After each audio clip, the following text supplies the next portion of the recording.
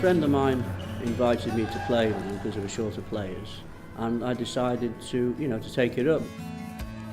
I never thought I'd ever be playing football at 59 years of age, but it's surprised what you can do if you put your mind to it, and it keeps you fit and active. You've got to be a little bit competitive, otherwise it's not worth playing. But after all, it's just a fitness thing. But it's nice to win, but if you lose, it's not the be-all and end-all, it's just a game, isn't it? And it's well worth it to keep your fitness level up. They've got a fantastic idea here. Doesn't matter how old you are, you just turn up. It's fantastic, really look forward to it every Monday afternoon. And I think it's a great idea, to get involved.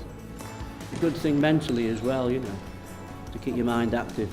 I really enjoy it, and everybody does as well. It's a good social thing in the community, and we have a bit of a laugh afterwards, we have a bit of a wind up with each other and that, a bit of banter, but it's just great to get out there and play football.